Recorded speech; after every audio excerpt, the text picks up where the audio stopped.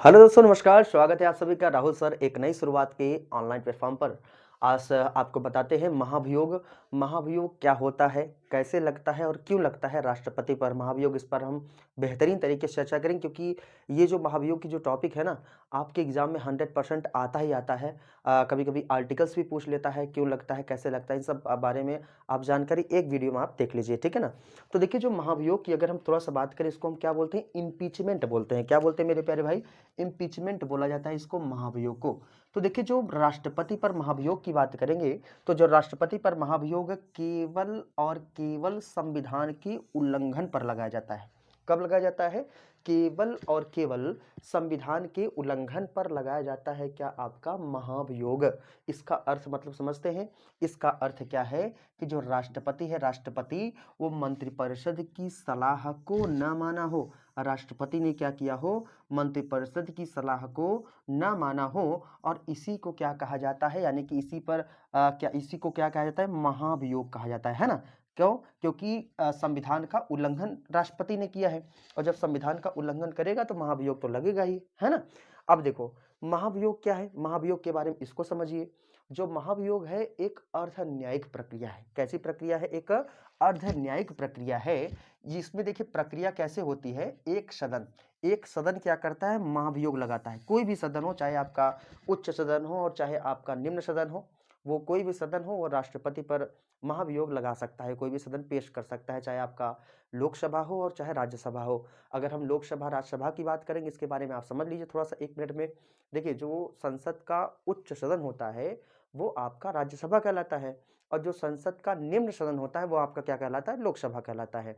जैसे उच्च सदन की बात करें, जो राज्यसभा है, ये एक कैसा सदन होता है, यह एक अस्थाई सदन होता है। इनके सदस्यों का कार्यकाल 6 वर्षों का होता है, और यह एक अस्थाई मतलब समझते हैं, ये अस्थाई सदन होता है। क्यों? क्योंकि प्रत्येक 2 वर्षों पर जितने सदस्य इसमें रिटायर होते हैं, यानी कि जितने पदमुक्त होते हैं, उतने इसमें पद धारण कर लेते हैं, ठीक है ना। तो इसको आप याद रखिएगा। अब देखिए, अगर हम लोकसभा की बात करें, लोकसभा क्या होता है? लोकसभा एक अस्थाई सदन है, क्योंकि प्रत्येक 5 वर्षों पर क्या होता है, उसका विघटन होता है, 5 वर्षों पर उसका चुनाव होता है। तो यही दोनों हम सदन की बात करें, संसद के ही दोनों सदन हैं, और यही दोनों सदन में से कोई भी सदन का सदस्य हो, वो राष्ट्रपति पर क्या कर सकता है, महाभियोग ला सकता है, ठीक है। इतनी बातें आप समझ में आई। अब देखिए, महाभियोग तो लगाया जाता है, दूसरी सदन क्या करेगा, कोई भी सदन लगा देगा, तो वो दूसरी सदन क्या करेगा, जो महाभियोग लगा है उस पर क्या करेगा, उसकी जांच करेगा। क्या करेगा? उसकी जांच करेगा। उसके बाद ये मैंने अभी अभी आपको बताया कि महाभियोग कोई भी सदन आपका लगा सकता है। बिल्कुल, ये क्वेश्चन आपसे पूछा गया, वेरी वेरी मोस्ट इंपॉर्टेंट है। कई बार आपके एग्जाम में पूछा गया कि जो राष्ट्रपति पर महाभियोग है, कौन सा सदन आपका लगा सकता है? तो भैया कोई भी सदन लगा सकता है, ऐसे क्वेश्चन आपसे देगा, तो कोई भी सदन आपका महाभियोग लगा सकता है राष्ट्रपति पर, ठीक है। तो आइए इसकी प्रक्रिया के बारे में और चीजों को हम बताते हैं।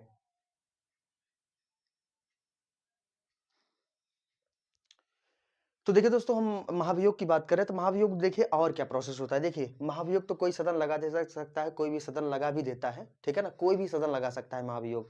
तो देखिए, राष्ट्रपति पर महाभियोग पे और प्रक्रिया जाने क्या होती है। देखिए, जो महाभियोग है ना, महाभियोग लगाने से पहले क्या करना पड़ेगा, सदन की 1/4 सदस्यों की पूर्व स्वीकृति क्या होती है, जरूरी होती है। सदन की कितनी भैया? सदन की जितनी संख्या है, उनके 1/4 सदस्यों की पूर्व स्वीकृति क्या है, वो जरूरी होती है राष्ट्रपति पर महाभियोग लगने के लिए। इतनी बातें आपको समझ में आई। और फिर देखिए, महाभियोग जब राष्ट्रपति पर लगाना होगा ना, तो 14 दिन पूर्व क्या करना पड़ेगा, उनको सूचना देनी पड़ेगी। किसको? राष्ट्रपति को, कि आप पर क्या लगने वाला है भैया, आप पर महाभियोग लगने वाला है, और 14 दिन पूर्व क्या करनी पड़ेगी, उनको सूचना देनी पड़ेगी। उसके बाद फिर देखिएगा, फिर क्या अगला प्रोसेस होता है। 14 दिन पूर्व तो इनको सूचना देनी पड़ेगी। ये सब प्रोसेस जितना मैं बता रहा हूँ आपके एग्जाम में आएगा, ठीक है, इसको आप ध्यान समझिएगा। इसके बाद फिर देखिए क्या कहता है, यदि राष्ट्रपति पर लगाया गया आरोप अगर सिद्ध हो जाता है, इसी बीच जब 14 दिन पूर्व सूचना देनी होगी, तो राष्ट्रपति क्या करेगा, अपनी वकील से सलाह भी ले सकता है, समझौता भी कर सकता है अपने वकील से, मतलब कानूनी तौर से वो सलाह ले सकता है इसी 14 दिन जो समय बचा है इसी के बीच, ठीक है ना। इसके बाद यदि राष्ट्रपति पर लगाया गया आरोप अगर सिद्ध हो जाता है ना, सिद्ध हो जाता है और दोनों सदन कितना 2/3 बहुमत से, कितना, दोनों सदन 2/3 बहुमत से अगर पुष्टि कर देते हैं तो राष्ट्रपति को क्या करना पड़ेगा, अपना पद छोड़ना पड़ेगा। कब छोड़ना पड़ेगा, फिर से मैं बता दे रहा हूं, ध्यान समझिएगा, फिर से मैं बता रहा हूं, ध्यान समझिए। यदि राष्ट्रपति पर लगाया गया आरोप अगर सिद्ध हो जाता है और दोनों सदन 2/3 बहुमत से अगर पुष्टि कर देते हैं तो राष्ट्रपति को अपना पद छोड़ना पड़ेगा। ये तो हो गई पूरी महाभियोग की बात, ठीक है। अब देखिए भैया, तो राष्ट्रपति की बात हम कर ही रहे थे, राष्ट्रपति के महाभियोग कब, क्यों, कैसे लगता है, इतनी बातें मैंने आपको बता दिया। अब आइए हम थोड़ा सा आपको राष्ट्रपति के बारे में इंटरलिंक करके चीजों को और समझाते हैं, ठीक है, करंट से इंटरलिंक करके। जैसे अगर हम राष्ट्रपति की बात करेंगे तो अभी हाल ही में राष्ट्रपति बनी है कौन, द्रौपदी मुर्मू, आपको बिल्कुल पता होगा। जो राष्ट्रपति द्रौपदी मुर्मू बनी है, ये भारत की कैसरी राष्ट्रपति बनी है, ये आप याद रखिएगा। भारत की कैसरी राष्ट्रपति है, ये आपकी 15वीं राष्ट्रपति हैं। जबकि अगर उपराष्ट्रपति की बात किया जाए, जो उपराष्ट्रपति अभी हाल ही में बने हैं, ये आपके 14वें उपराष्ट्रपति बने हैं, जिनका नाम क्या है, जगदीप धनखड़, उनको भी याद रखिएगा। लेकिन बात थोड़ी सी इनकम की आ जाती है भाई।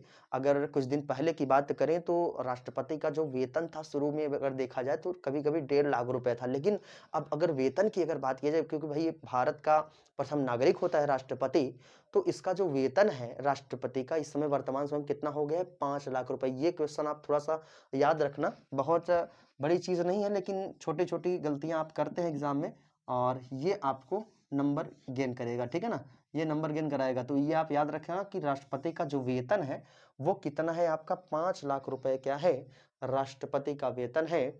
जबकि अगर उपराष्ट्रपति के वेतन की बात करें कितना है भैया, 4 लाख रुपए है। दोनों को याद रखना। जगदीप धनखड़ क्या है, इस समय उपराष्ट्रपति हैं, राष्ट्रपति कौन है, द्रौपदी मुर्मू। और द्रौपदी मुर्मू की बात क्या अगर किया जाए तो भारत की पहली जनजाति महिला राष्ट्रपति और भारत की दूसरी महिला राष्ट्रपति है ये। इनके बारे में आप जरूर से जरूर आप याद रखिएगा, ठीक है। तो ये रही आपकी महाभियोग की बातें और महाभियोग से संबंधित कुछ प्रश्न जो मैं आपको डिटेल में चीजों को समझाया हूं, ठीक है। तो ऐसे ही आपको वीडियो में देता रहूंगा और एक से बढ़कर एक वीडियो में आपको ऐसे टॉपिक वाइज टॉपिक वीडियो में आपको देता रहूंगा, ठीक है। अभी मैं आपके सामने बहुत जल्द यानी कि कल मॉर्निंग में सुबह में आपको मिलेगा फीफा वर्ल्ड कप। और फीफा वर्ल्ड कप का शुरुआत हो गई, 20 नवंबर शुरुआत हुई है। इसके बारे में फुल डिटेल चीज़ों को मैं आपको समझाऊंगा और नेक्स्ट वीडियो में आपको करंट की वीडियो सुबह मिल जाएगी, ठीक है। ऐसे ही अपना प्यार बनाए रहिए, लोगों तक पहुंचाते रहिए, वीडियो को लाइक करिए, सेशन करिए, चैनल को सब्सक्राइब करिए। फिर आपसे मुलाकात करेंगे आपके अपने चैनल राहुल सर एक नई शुरुआत में। तब तक के लिए दोस्तों, जय हिंद, गुड बाय।